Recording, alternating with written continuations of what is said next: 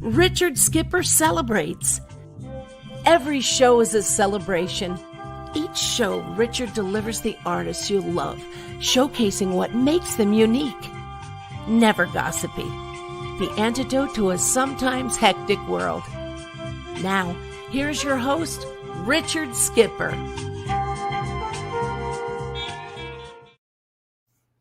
Happy New Year, everyone, and happy Sunday. And welcome to a very special edition of Richard Skipper Celebrates. I'm very excited about today's show, but before I talk about our guest, I want to talk about friends and how important it is for the dear friends that are in my life. I want to start with my friend Kathleen Hochberg. She sent me last year this book, When Action Follows Heart, and it's 365 ways to share kindness. And when I booked today's guest, I immediately thought of this book and what it meant to me when Kathleen gave me the book. And like today's act of kindness is to go to a local laundromat and leave some quarters behind for the next person that comes by. Just leave it on top of the on the washing machine. And then I'm thinking of my dear friend, Mindy Fratkin, aka Princess Wow. And she has started something called the Smile Revolution. And she sent me this mug. So I'm drinking my favorite coffee out of this because she's always about making people smile. And speaking of making people smile, I'd like to give a big shout out to my dear, dear friend, Deborah Stone, because Deborah Stone suggested to me that I celebrate our guest today, Dave McGee, aka Dr. MooMoo. And you will find out as the show progresses how he came to be known as Dr. MooMoo. But my show is all about celebrating artists and their body of worth. What is it that they bring to the world and makes the world a better place? And that is the, what's the word I want to look for? I want to say epitome, but there's a word that has to be bigger and brighter and better than the word epitome that describes Dave McGee, Dr. MooMoo. As I've gotten to know him by reading and researching, I am incredibly moved by his story. And I felt that today would be the perfect way to kickstart this year with a man who actually walks the walk and talks the talk when it comes to random acts of kindness. I'm going to share with you a video that will give you a little background on Dr. MooMoo, and then you'll be meeting Dave McGee on the other side.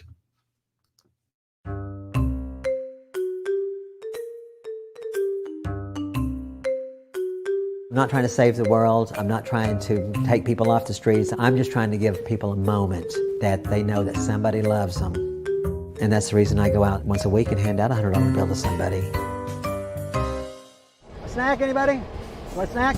I'm Dr. MooMoo. I dress up in a costume. I'm handing out little Debbies to get people to smile. And then as I'm doing that, I'm watching for the person who may need some help. And I hand out a $100 bill to somebody. Is that real? It's real. It's for the two of you. Can you use it? Yes.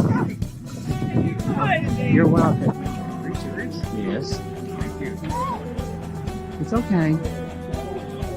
It's okay. Oh, God bless you. Oh, well, we're going to have a Merry Christmas. Can you use that little boost? Yeah. Okay. You're welcome. Thank you, God. I know what it's like to not have anything. As a child, we were very, very poor. Happy Monday to you. Have a snack. Oh, well, God bless you, brother. Thank you. Daddy could afford 69 cents for a box of 12 Little Debbies. And so my sister and I, that was our treat. Little Debbie would always make me smile. Little Debbie sent this to me. The real Little Debbie. See, look, she signed it. Debbie McGee. As a child, it made me smile, so I think I can make other people smile with a Little Debbie. Dear God, you know who needs a boost today. Direct me and guide me to them. Amen. It's special in that somebody that's just coming up off the street that does not know you and giving you a $100 bill is a special moment. After I got married, I had like a voice tell me, you need to make a little costume, dress up, and go out and help people. When I say a voice, it's not a literal, David, go put on a costume. It's the voice in my heart.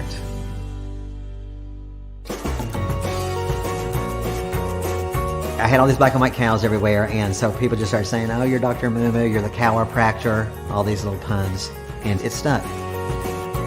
I did not charge my patients.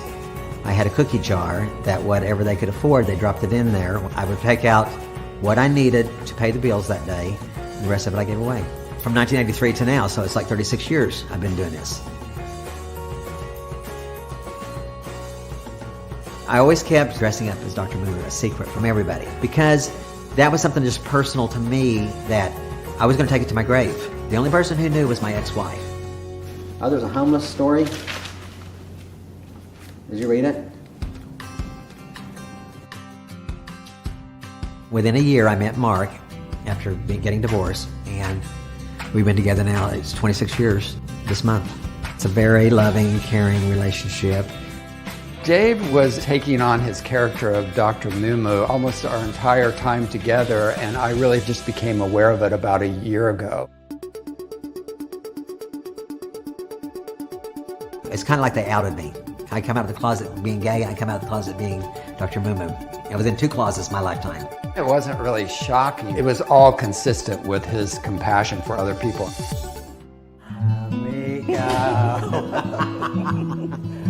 Oh gosh, I'm so happy to see you. He said, I'll see you again. And I knew I would. And now, like, there's like a special connection. Don't you be crying on me, sister. Don't you be crying. I know it was just for a moment we met, but it was valuable what you did for me. It helped me a lot. When Dr. MooMoo gave me the $100, I was homeless. That money you gave me helped me get a new phone. And that helped me get the job that I have now. I love it. He said he prayed that day that he could bless someone. He's really like my angel that answered my prayers that day. You do not know how many times you're an angel to other people yourself. When I came home and told my daughter about Dr. MooMoo, she's just so excited. She made him a gift. Boston made for you. Oh my God, look at the green and the orange. Yeah. I love it. Yeah, look at this. I love it. Thank you. I love you. I can take that costume anywhere, and I will keep going. If it's in my control, and I still got all my brains, I'm still going to keep going with Dr. MooMoo and keep helping people.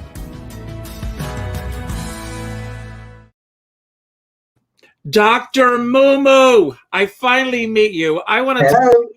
And I say this with all due respect to Mark and to my husband as well, but I'm in love with you. Anyone who knows me, and I've got my little Debbie's here, Nutty Buddy. My favorite, Nutty Bar. You can refer to me as your Nutty Buddy. But I always end my shows by telling people to go out and do something nice for somebody else without expecting anything in return. I've been saying that at the end of my shows for years, and I actually do it. I walk the walk, I talk the talk, and you do the same thing. And when our dear friend Deborah Stone suggested that I do this, I was thrilled that she made this connection. She's an angel. I love her. She's an angel. She's so talented. Yes. Now, before we delve into the story that brought you to this point, I want to ask you, how are you and Mark doing really? I mean, in the midst of this crazy world we find ourselves in. Okay. Well, so the last month, we've been in Palm Springs for 2 days. We were in Palm Springs from last March till, maybe like October. Mm-hmm. And then his parents, the dad is 88, the mom's 87, started spiraling downhill with their health. So we went home to take care of them. Well, the dad passed away a month ago. I'm sorry. And then the mother is she needs 24/7 care. So we've been staying with her and taking care of her. And we're kind of in the process of trying to get her we're in Palm Springs now, like I said, and we're in the process of maybe trying to get her to be here with us in the future. And so, but as far as, so that's been kind of hard, on top of the pandemic. But prior to them getting, start their downward spiral. We did a lot of hiking and biking here in Palm Springs to be able to go through the pandemic. When I get my butt on that bike seat, that's my zen, and that's when I have my creative moments and I get lost. But you're also an artist as well. I do some drawings. Yes. Are you creating art during this time frame? I am creating art, and I don't know if you know this or not, but I do the accordion, and so I tap dance lessons, but that's all kind of on hold because of the COVID. Right. Yeah. So that's my artistic tap dancing and accordion.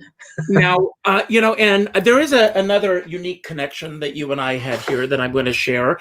Anyone who's watching, this will be also on podcast later, but anyone who's actually watching the video can see Margaret Hamilton looking over your shoulders, and I've got something that she wants. Oh, I love it. And you did not know this was going to be above it. No. You didn't know it was going to be above me. That's so funny that you had those handy. Anyone who knows me, when I was a kid, The Wizard of Oz was my movie. I shared with you earlier that I got to know Margaret Hamilton, which was, just very unique. So to see her there, I know she's looking over us.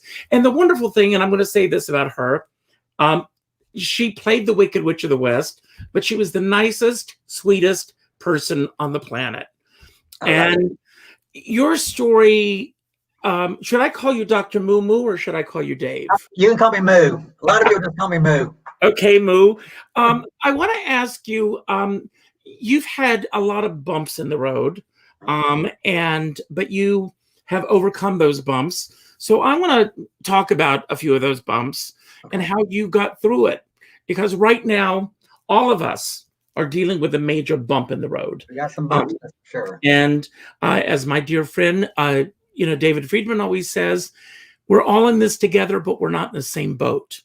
And so the things that have affected you in your life, that have created Moo, are, another person may have reacted a completely different way. So I want to begin, first of all, by going back to the 5-year-old Dave, before you became Moo. And I'd like you to tell us a little bit about who that little boy was, where you were growing up, your parents, brothers and sisters. Just give us a sense of who you were at that point. Okay. Well, from as far as back as I can remember, my parents moved from South Dakota to Oklahoma because my dad was going to go to college there. And then he was going to a technical school in Mulgay, Oklahoma, to become an electronics technician. And I wasn't born yet, but after we were there, I came along, and Mom, she was, her mother was in like a insane asylum all of her life with paranoid schizophrenia, and all of her mom's aunts, everybody was mentally ill. Well, up to this point, Dave, but at that time they didn't have the label of schizophrenia with it, or did they? I kind of, it was like nervous breakdowns and different. That's the terms that they'd always tell us that Mom had another nervous breakdown. So it was always nervous breakdowns. But with me becoming a doctor and my education, I figured out what her diagnosis was after the fact. But anyway, Mom was completely normal until I was born. At least that's what she told me. That a lot of times paranoid schizophrenia, it doesn't come, the onset's not until like early adulthood or late teens. And a lot of times it's trauma, or like when a person figures out that they're going to have to be on their own, or that they're going to have to be a responsible person now, then that can trigger the paranoid schizophrenia. And now, did you have brothers and sisters? One sister after me. Okay, so you were the firstborn. Would this by diagnosis now be considered postpartum depression that your mom had? It could have probably. I'm sure that's what triggered it, right? And so, because she had told me when I was little that I was the cause of her illness, She knew I didn't mean to, but I pretty much ruined her life. And how old were you when she first told you this? I was about 4 years old. Okay. Yeah. So, all my life I knew that she had kind of instilled that in me, that I was the reason she was like she was. And my dad, I knew that he thought the same thing, because every year on my birthday, he would go out and get drunk, and he would not acknowledge my birthday. He would always tell my mom that we couldn't afford to get me a present. But when my little sister came along, it was a completely different story. They always celebrated her birthday, and he was there. But Daddy, I know he loved me, because every other day of the year he was right there. But just that day, one particular day, did your dad drink at other times? Well, he was a drinker, but only on the weekends. He was a weekend drinker. He was a good dad, and he was a good provider. Your dad was that way too? Yes, absolutely. So, I think back in the 60s and that era, there was a lot of weekend drinkers. And my father, and maybe this was the situation with you, my father was not a social drinker. My father would basically stock up for the weekend on Friday night. And by 7 o'clock on Friday night, my father would either be passed out or would be in a violent rage. And I lived with that for the first 18 years of my life. So I can empathize with you with what you were going through. Mm-hmm. Yeah, that's exactly what Daddy was. And you know what? And I, as an adult, and I look back, I go, you know what? Daddy stuck with us with a mentally ill wife. And, he had to have an outlet and the drinking was his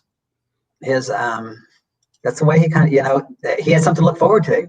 Mm-hmm. Because otherwise he would just had a wife who was in and out. She was in and out of the state mental hospital all of her life until she finally checked out. So when your mom was in the mental hospital and your father was raising 2 children, was he present, or did you have outside help come in to help? I kind of became the mom. So I kind of even at an early age. Yeah, we had a next door neighbor who she kind of, she would help oversee it as she could. But I can remember, like at 7 years old, getting a piece of paper and making a little diagram, a graph.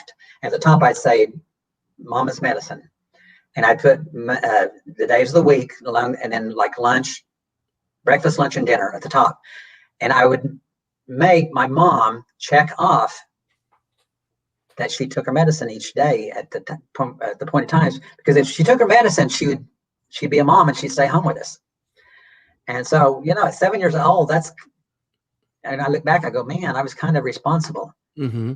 And of making sure she took her medicine. And because I knew I loved my mom so much and I wanted her to stay with us.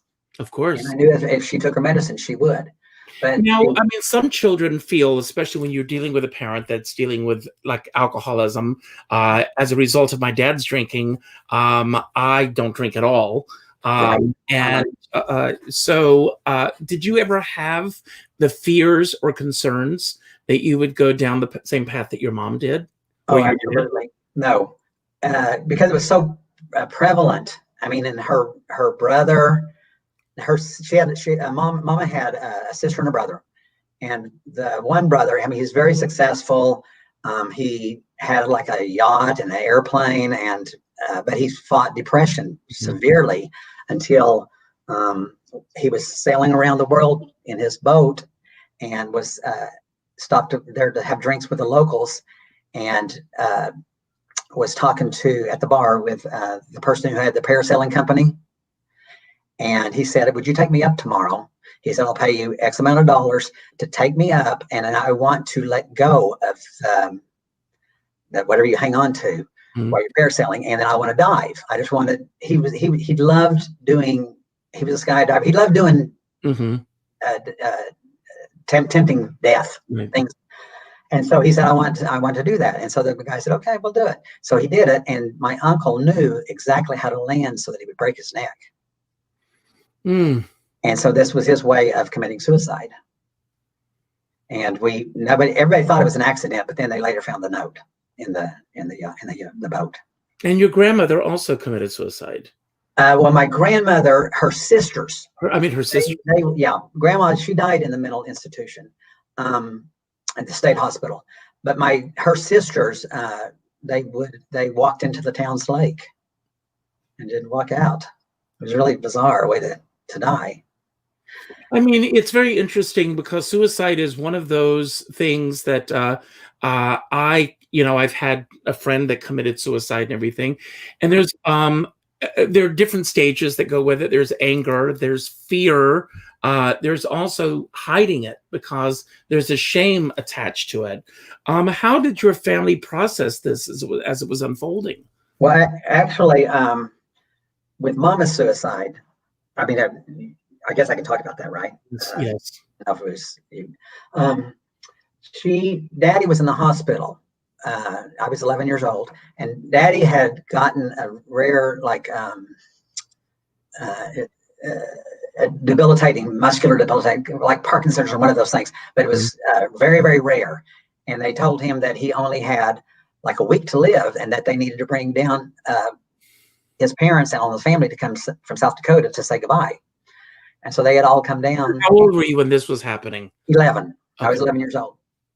And so the night before he passed away, I had begged Mama. It was on a Friday night, and I said I wanted to go to the hospital to see Daddy because I knew I needed to say goodbye to him. And when you and I were little, they had rules that the children weren't allowed to go into the hospitals. And she says, David, you can't go to the hospital. She says it's the rules. And I got so mad at her that I yelled at her that I wish she was dead and that I hated her. Mm. And then I ran to my bedroom, started crying. Well, she was my idol. I lived for her to stay alive. And I didn't mean it, but I just lashed out because I was a child and I was upset. And so I ran to my bedroom crying. I went to sleep. And the next morning, I wake up and I see these two legs sticking in from my bedroom door through the hallway. And I'm kind of going, what is going on? And I looked and it was Mama. And she was laying there and she was like all bent over and her arm was like broke underneath her. And she just had her eyes wide open looking at me. And, as a kid, you don't think your parents are dead. So I'm thinking I don't know what I was thinking. I thought she was still. So I started shaking her and saying, Mama, wake up, wake up. And then I ran to the kitchen to where, just back in the old days when we had phones on the wall.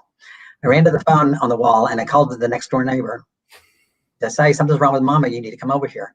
Well, as I do that and I hang up, I go to the kitchen table and I see the empty bottle of pills. And then next to it is a bag of my favorite candy that I knew she had stopped at the hospital like a peace offering to let me know. So I immediately talking about, the thing that you want to hide the suicide from people. And so I took the empty bottle and I hid it in my drawer where my underwear was because I didn't want anyone to know she had taken those pills. And back in those days, here Daddy is in the hospital dying. And back in those days, I mean, they didn't do an autopsy. They just put cardiac arrest on the death certificate. So I mainly did that because my baby sister, I didn't want her to know. How long did you hold on to that secret? Pardon me? How long did you hold on to that secret? Until I wrote my book, which was about 2 or 3 years ago. So all my life and until I have a stepmother who kind of revealed to my sister that she killed herself. But I didn't tell anyone. And so what happened with you and your sister after your parents were both gone? Well, I kind of would watch us while Daddy would, well, first of all, Daddy's dying. So we were going to be orphans. And so my aunt, Daddy's sister, was going to take us back to South Dakota and raise us. Well, Daddy, my best friends, and I was in the fifth grade, and my best friend, his dad was a preacher. And so Daddy wanted a preacher to come to talk to him before he died, outside of, the church, the hospital priest. And so I talked to my best friend, and his dad said, I'll go talk to him. Well, he was a Pentecostal preacher, like the old school fire and brimstone. And he goes to the hospital and he prays for Daddy. And then he looked at Daddy and he said, "You need to check out of this hospital because God just healed you." Well, Daddy was not religious. Mm-hmm. He kind of looks at him and goes, "Huh?" And he didn't, he thought, "Well, I don't feel any different. I didn't feel any electricity through me." and so a week later, Daddy is out of the hospital, and he lived like 35, 40 years after that. Disease, when he went to remission, whatever happened, he was. So how was this affecting you as a small child in school and in terms of friends and interaction and everything? And I know based on what I've read, what your experience was in school, and I can relate to that as well. But when did the bullying start for you at school? What happened then after that? After I lost Mama, because Mama was my idol. I loved Daddy, but Mama was, little gay boys. Yes. Their mama is there. Right. Well, anyway, and when I lost her, I had to direct that love or whatever I had to somebody else. And for some reason, it went to that preacher. And so I started going to his church. And they were like the old time where the women's, they have the big hairdo and they wear makeup, and the boys, it's like holiness, they called it. Mm-hmm. And so I started going to that church, and the preacher called me in one day and said, "You can't dress the way you're dressing because you don't look like Jesus."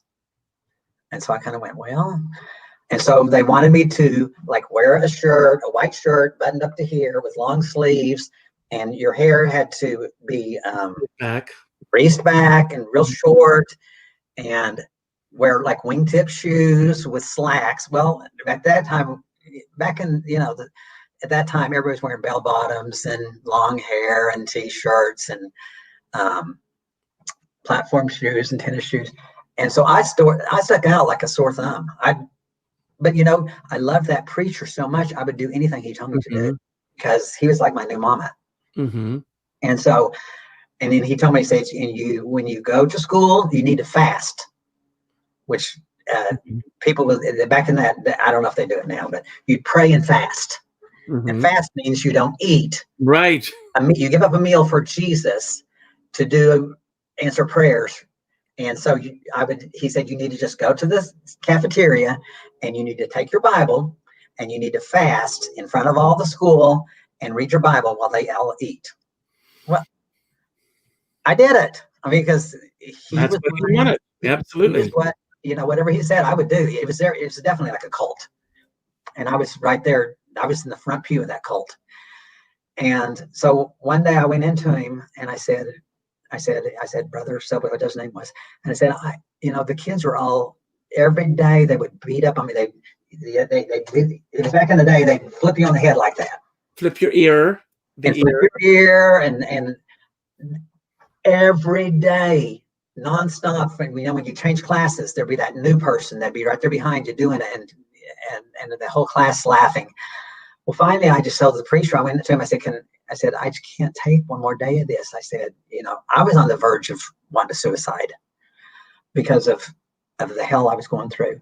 And I said, "I can't take one more day of them bullying me." And he looked at me and he goes, "The apostles were all persecuted for Christ's sake, and you are no better than they are." He says, "You have to just take your punishment." And so I just kind of looked at him and I left there and I was so depressed and I thought, okay. And I did. But anyway, that's the bullying. Did that continue all through school for you? It continued until I finally, in like my almost 11th grade. Mm-hmm. Well, here's what happened. The preacher, he would get up and he would preach against homosexuality. And did you know what that was, or did you have? Oh yeah, well, because I knew, I knew what it was. Mm-hmm. They called it a queer. Yes. Back that time, they say he would preach against the queers and all this stuff, and he and I knew that I was a queer, but I couldn't, I knew that God would have to keep me from that. Now, I'm always interested. I mean, when a younger kid, uh, I didn't know that I was gay until I was in my 20s, and that may sound odd to some No, out there. yeah, we all have a different fingerprint. But as a child, how did you know that you were? I knew from the time I was little that I'd always wanted to be around boys and not girls. And I always was attracted to older. I wanted to be around older guys. Well, because I was molested by one.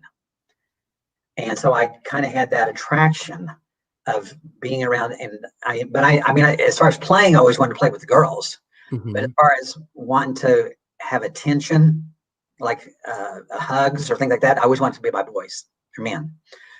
So I always knew. And well, anyway, the preacher, he preached again. And this preacher, oh my God, well, from the story of my dad, had the power he had to say, "You've been healed." And it was true. Well, the preacher, it was a small church. It was only like 50 people. He would know, like he would say, "David, come to the front of the church." And so you'd get up out of the pew in front of everybody and you'd walk up there, and he said, "God told me you have been watching TV." Well, and that was against the church rules. And I go, "Oh my God, how does he know that?" And he would tell you things, and he would make you get on your knees, and he would beat the altar next to you and say, "You got to plead the blood of Jesus and ask for forgiveness for this." And the church would get around you and pray for you. Well, he was such a powerful person. He could heal people. He predict your future. He'd say, "This is going to happen to you," and it would happen. And so at a game of book, I said we had him like on a pedestal, just one notch lower than Jesus. And so he would always preach against homosexuality or queers and things. Well, one day the next door neighbor, she said, "Would you come over?" I'd go over and check on her every day after school. She was like, she was in her 80s and she was always in bed. And she said, "Come over here. I want to talk to you." And she said, "Would you hold my hand?" I go, "Yeah." She says, "I need to tell you something." I go, "What?" She goes, "You know the preacher's a queer, don't you?" And I go, well, first of all, the preacher had done a sermon one time, and I never forgot it. He said, "Don't ever gossip about me." He said, "Because if you do, you will be killed." He said, and he gave an example of this lady who I knew had talked about him. Well, her child right after that was killed by a drunk driver. Oh my God. And so that was like reinforcement. Planting seeds in your head. Absolutely. Right. And so we knew, don't ever talk about him. Well, when she said he's a queer, I jerked my hand out of her hand. I said, "Don't say that." I said, "Because we're going to be killed." And so I left and I went to the preacher's wife. How old were you at this time? At this time, I was 14, about 14. Okay. So I went to the preacher's, I went to the preacher's wife, and I said, "The lady next door, she told me that so-and-so, your husband's a queer." I said, "The preacher's a queer." Well, here's the thing. This is how stupid, if you really idolize somebody, you'll be blind to their faults or whatever you think could be going on. Well, okay, like I said, this is my best friend's dad. And so I would stay all night over there and be there. Well, the pastor, the preacher, the assistant pastor, and him shared a bedroom. It was like his adopted son. The preacher was probably, I'd say, maybe about pushing 50, and the assistant pastor was like in his late 20s or 30s, and they shared this bedroom. Well, as a child, he's so powerful to me that I'm thinking, "Oh, they're in there praying all night." I honestly thought that. I thought, "Oh God," because they were so. Also, when you went to his wife and you said what your neighbor said to you, you were saying this out of innocence, not because you wanted to malign him. Right, because I was going. What was your reaction to that? Well, I said to the preacher. I said to the preacher's wife. I was in her bedroom. She had her own bedroom, and I said, I said, she said he was a queer, and she looked down. She looked me in the eyes, and I said, "Is it true?" And she said, "I'm sorry." And I said, "Oh my God." I said, how does he heal people? How does he tell the future? How does he do all these miracles? And he's committing this act of being a homosexual when he preaches against that. Not that I'm saying homosexual is wrong or that but when you preach against it, to me, it was wrong. I mean, it was wrong to me, no matter what. Nowadays, I don't look at it this way. But at that time, I was going, being a homosexual is going to send you to hell, because he told me that. And so I said, well, how does he do these miracles? And she looked me straight in the eye. She says, David, all I can tell you is that the devil's power is just right at the same level as God's. And so I was devastated. I go, oh my God. And I got mad at her. She didn't know it. But I go, you have let me sit in a church under the power of the devil all these years. And so I was so confused. I go, well, because here is my idol. And then I find out that he's, it's all a facade. Mm-hmm. That it's not. And so then you're going to crack up on this one. I go, I'm going to be wild. So I went out and I smoked a cigarette. That'll show them. So I go, yeah, I'm going to show him. I'm going to go smoke a cigarette. Well, I smoked one cigarette. And that was my wild day. So anyway, after that, I just quit that church and I left. And then as I became an adult and stuff, I would keep track of them and I'd check on them and stuff. And she died in the middle of the night and from a massive heart attack, and he died of AIDS. Wow. Yeah. Sad for both of them. Absolutely. And, did you continue in church beyond that? At the point whenever I found out he was a queer, I was living with him because I had my dad and my stepmother had pretty much thrown us out of their property when I was 14, 15 years old. And so we didn't have anywhere to live, and he took me in. And when that's happened, in the meantime, another minister and his wife had come to our church, and they knew that I was not living with my family, that I was staying at this minister's. And they said, we would love for you to come live with us. They were an older couple and their kids were grown. Mm-hmm. And I was in this cult and I was scared to leave it. So this was, before I found out the preacher's situation of being gay. And so I wouldn't leave the preacher. And once the minister's wife told me that he was gay, I was on the phone the next day and I said, do you guys still want me? And to this other minister, and they said, oh yes, we'd love to. And within a few days, I was living with him. And they immediately, this was my in between my junior and senior year, she took me out and she got me some bell-bottom pants, jeans. She got me a wardrobe of what the other kids were wearing back then. And my hair grew out. And this is so weird, and people really can't believe it, but I went from being like the biggest nerd, and I changed schools. I went from being like the biggest nerd at the old school to like the class president and the most popular in the new school. And so, but then I never, I went from one church to the next church, and I always kept the seeds that were planted about God in my heart, and they've always been there. So, you're still a very spiritual person. Practice any type of religion now? Am I in a religion? Mark, he likes the Episcopal Church, and so I became a member with him so that he would go. Mm-hmm. But then he'd rather do yoga, and I'd rather be on my bike. But every day, I always look up to God, and I have like a little list of things to thank him for every day. And he's at the top. I don't go to a building, to a church, but I feel like there's a church in my heart that I attend every day. Well, I want to ask you, at this point in your life, going into a new environment, going to a new school, creating who you want to be instead of what's imposed upon you, which is essentially what was happening. obviously the decisions are what's going to happen when I graduate from high school. And there were so many paths that you could have chosen to take, but you became a chiropractor. Yes. Why that route, as opposed to becoming an accordion player or a writer or a tap dancer? Why that route? Well, actually, if I had stayed in this situation, I probably never would have gone to college. I would have just been a blue collar worker at a factory or whatever, which is nothing wrong with that. No.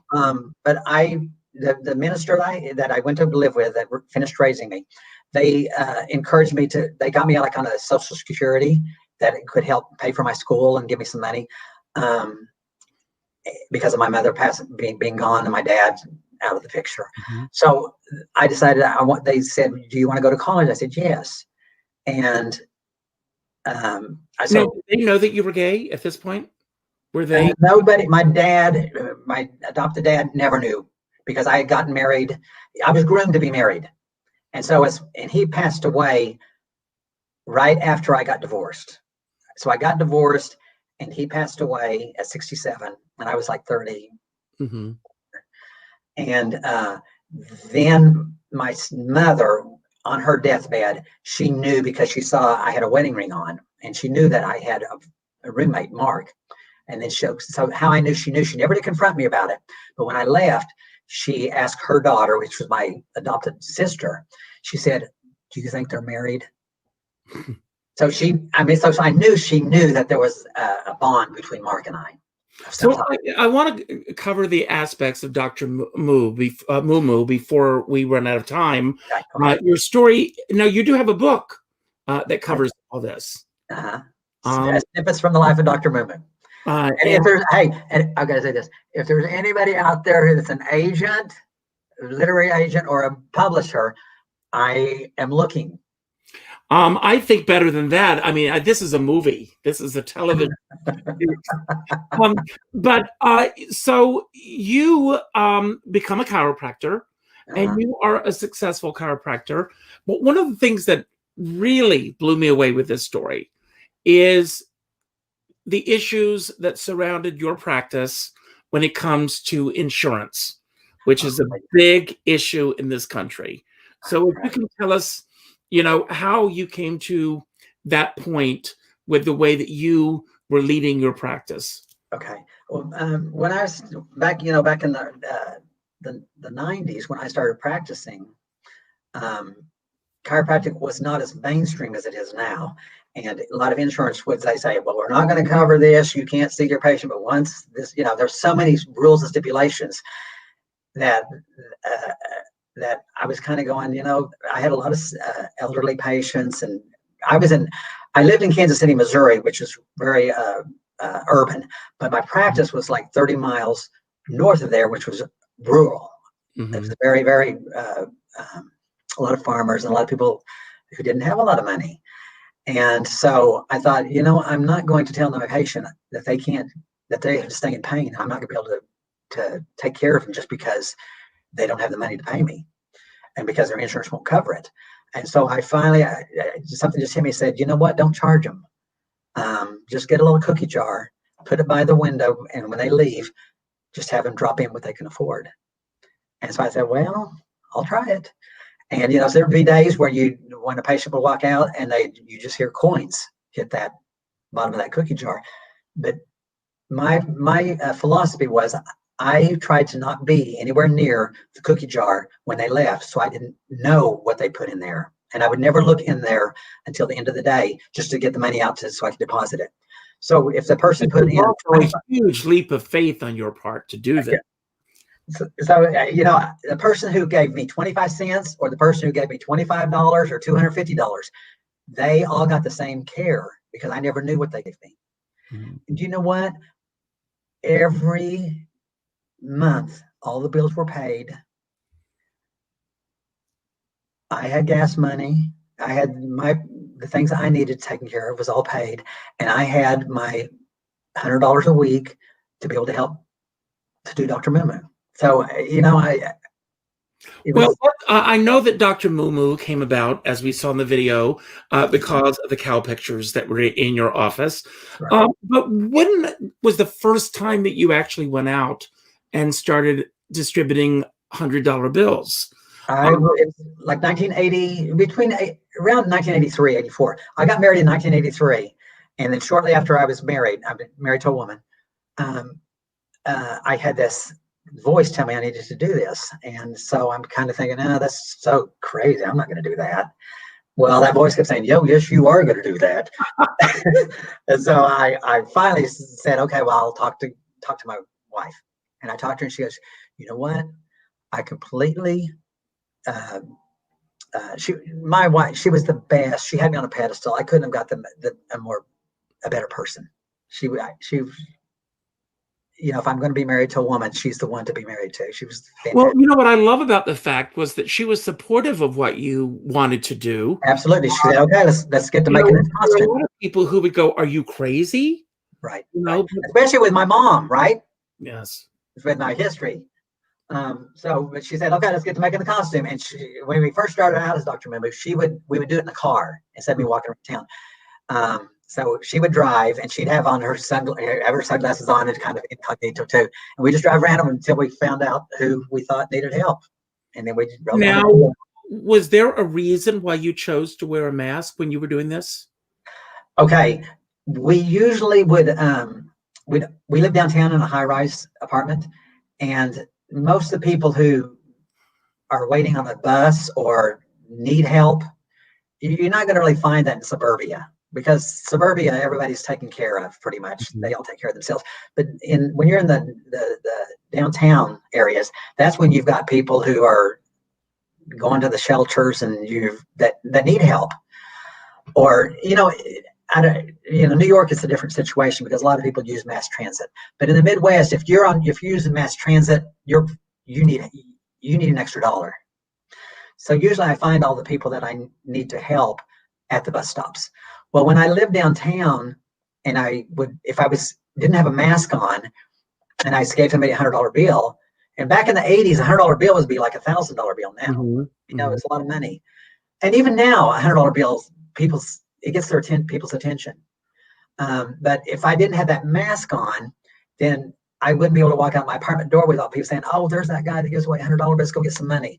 It allowed me to live my like Clark Kent life. I mean, now everybody's wearing masks everywhere you go. If they're I don't stand out. Exactly. But That's a good point that you made that, because I go, nobody even really looks at me anymore.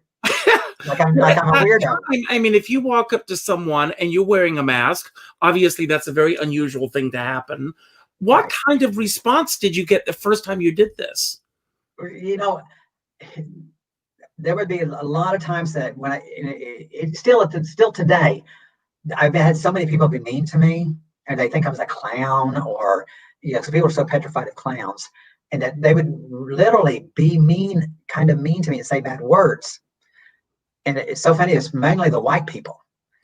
They would say like, "Oh, you need to get a life," or "You need." They see me with my smile sign hold up there. So I think they thought maybe I was a homeless person, and this was my gimmick to try to get people to give me money.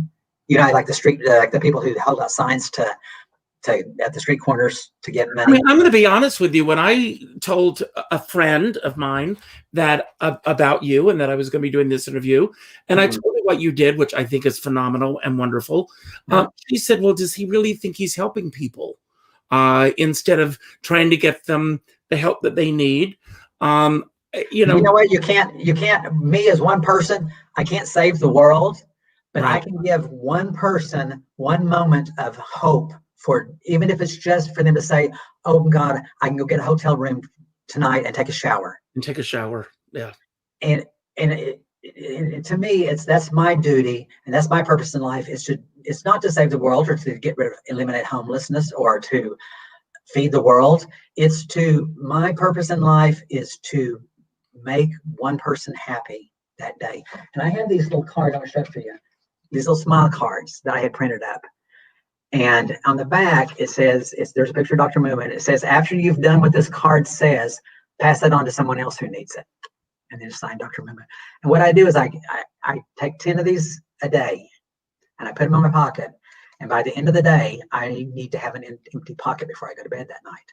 And so, your friend who said that, a lot of times people who say something like that are people who don't even do anything for anybody. I know. I'm not saying that about your friend, but the people who are the talk the loudest and say things negative are usually people who need to look at them themselves and say, am I helping someone? And you can help, but you can help one person in one moment, and that can make a big difference in that person's life.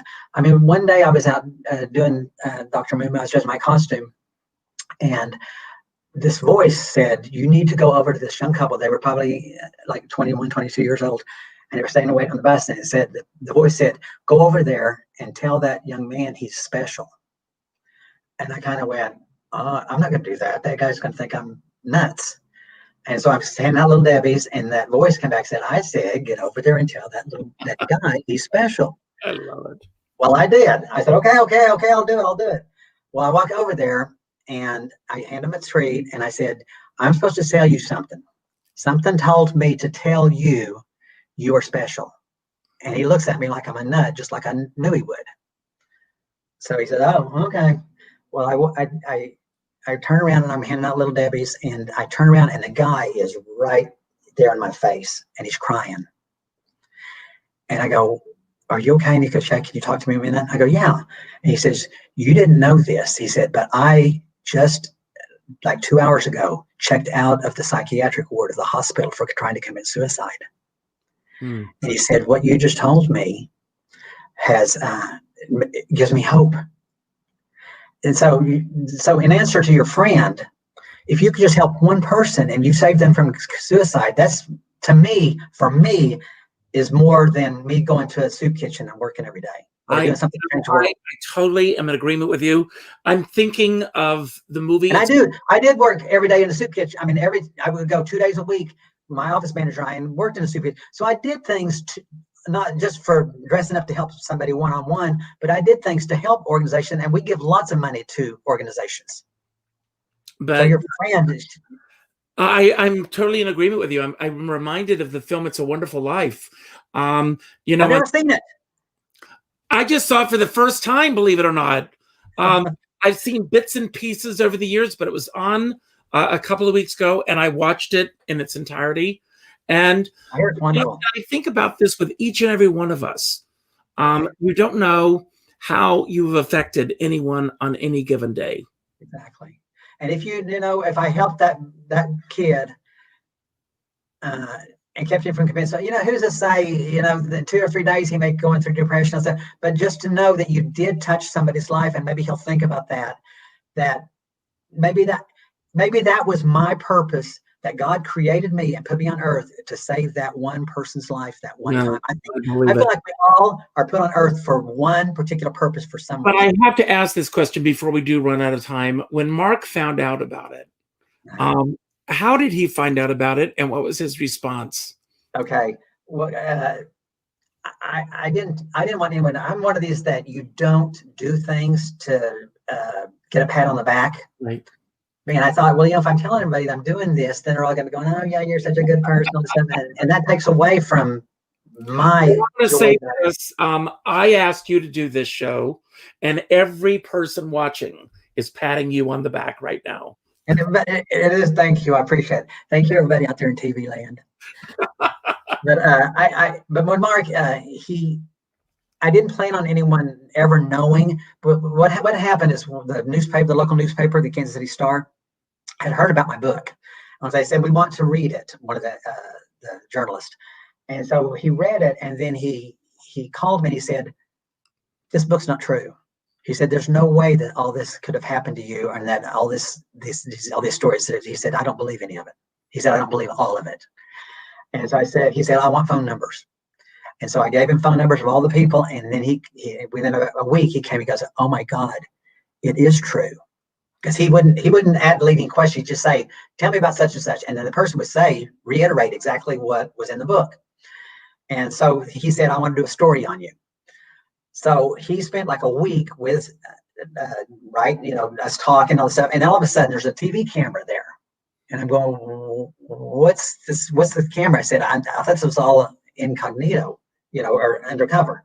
Mhm. That it was all going to be, because I wrote the book under Dr. MooMoo. There's never a name or never me, this face. It's always the mask. And so I'm kind of going, oh my God, the Kansas City Star has invested all this money and time of this week into this story. I can't tell them no now that they're revealing me. They have to reveal. So I thought, well, maybe this is the universe's way of saying, okay, David, people need to know about it. And so I said, okay, well, I'll let them expose me. Mhm. And so then that's how, in answer to your question, that's how Mark found out. I had to tell him. I want to Because tell the article came out. you are truly one of the angels on this planet. I can't believe that we're at the end of the show. We'll just say thank you. Thank you. Thank you. I appreciate it. Accept it. It's hard for me to say thank you. It's hard for me to take. But we're at the end of our show. Before we end the show, I want to thank everyone for tuning in today.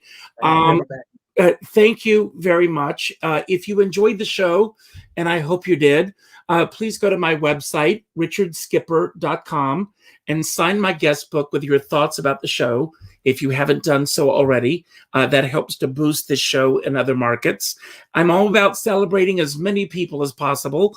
I want to let everyone know that tomorrow afternoon, if you're around at 5 o'clock, I will be celebrating musical director Alex Rybeck. Those of you in the cabaret community know he's a phenomenal talent. So I'm very excited about this. And, and this is going to sound like I'm saying this because of the theme of today's show. But those of you who follow me know that I say this at the end of every show. Go out and do something nice for somebody else without expecting anything in return. Now, what I want all of you to do today is, most of you are watching this on Facebook. I want you to go to your Facebook friends list. I want you to go to the third name on the list, and I want you to reach out and call that person. Don't text them. Don't email them. Don't private message them. Call them and let them know what they mean in your life. Because, we all have to do this. We can all make a difference. Now, no matter who you are, how you are, or what walk of life, everybody has that inside them to be able to make a difference. Absolutely. And before we end the show, I want to give you the final word. Anything you want to say to expound upon anything we talked about today that you want to build upon, anything that we didn't talk about that you wish we had, or any message that you want to put out to the world right now. This is the beginning of a new year, a new chapter in our lives. Anything you want to say. And Moo, from your nutty buddy, I think you're tops. Thank you. I love it. Thank you, Richard. The only thing I'd say that we're all, like I said earlier, I'm just kind of reiterating what I said, but I feel like everybody has a purpose in life, and don't feel like you're not important, or that you're not going to make a difference, because there was a reason you were created, and there's a reason you're put here. And let's not judge. Don't judge. I know it just sounds like cliche, but judging somebody, like when people look at me and see me in my mask, and they judge, they don't, until they know the story or they find out, you just don't really know. And something about the mask, when I have that on, I've had people come up to me and they've opened their heart up to me and tell me things. I'm going, oh my God, why is this person telling me that? But you know why they are? Because they're not seeing a face looking back at them, judging them. Mm-hmm. It's just the man. So it's just like this. If right now you can't tell if I'm looking mad at you or anything. So don't have a judging attitude to other people, because they're not going to get anything out of it, and it's definitely, you don't get anything out of it. So it's all about love. All of us hug each other through virtual. But here's the hardest thing about me. I'm such a touchy feely person that me too.